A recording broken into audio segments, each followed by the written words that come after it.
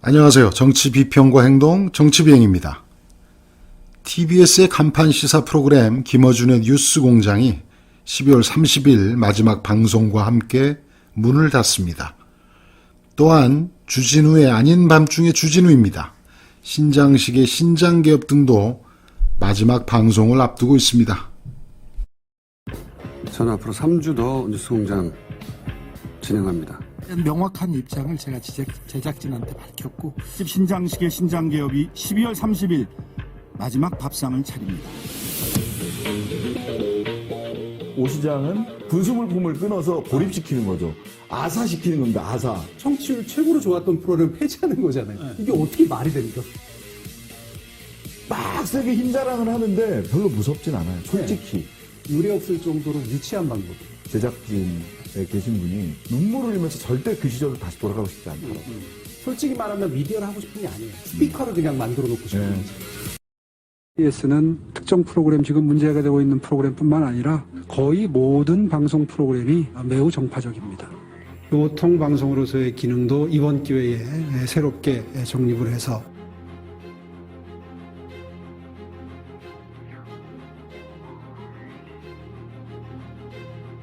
월급을 줄 돈도 안 주고 232억만큼을 알아서 벌라고 예산안을 올렸어요. 이게 지금 말이 됩니까? 아니 제작비가 없는데 광고 협찬 수익을 어떻게 벌어요? 가결되었음을 선포합니다.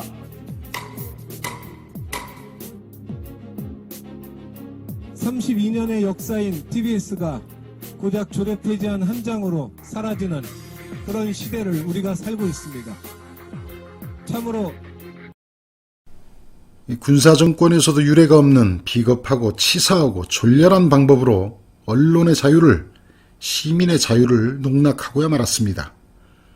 그동안 우리 사회에서 김어준의 뉴스공장의 파급력은 대단했습니다. 2018년부터 2022년까지 무려 20분기 연속 청취율 1위의 기록을 가지고 있으며 라디오 청취율 조사 이래 최고 청취율의 기록도 갖고 있습니다. 하지만 예산권을 쥐고 있는 오세훈과 서울시 의회가 TBS 직원들의 생계를 볼모로 결국 하차를 이끌어낸 셈입니다.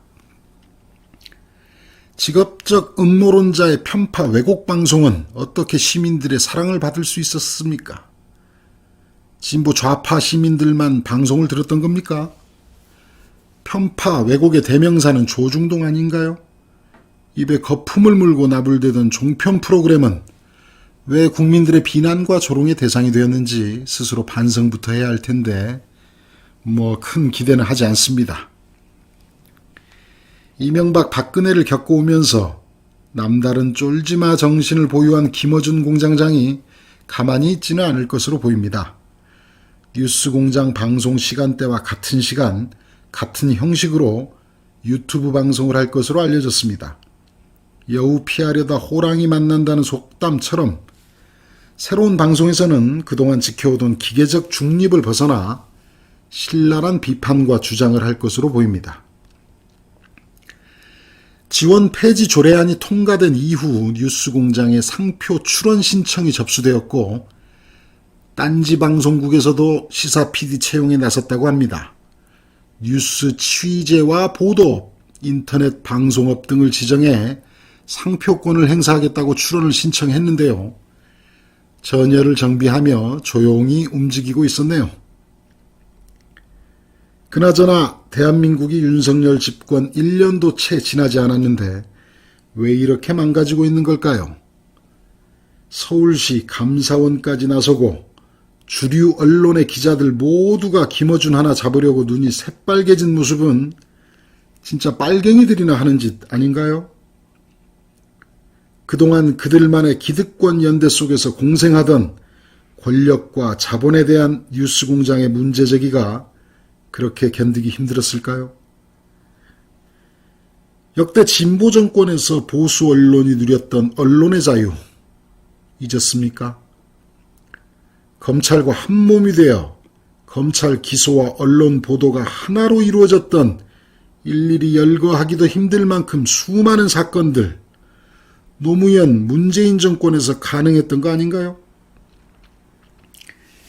이것이야말로 직업적 음모론자 김어준 외에는 절대로 말하지 않는 우리 사회의 숨은 메커니즘이었고, 수십 년 동안 권력과 자본의 편에서 침묵의 카르텔로 일관하던 썩은 언론인들을 향한 외침이었을 겁니다.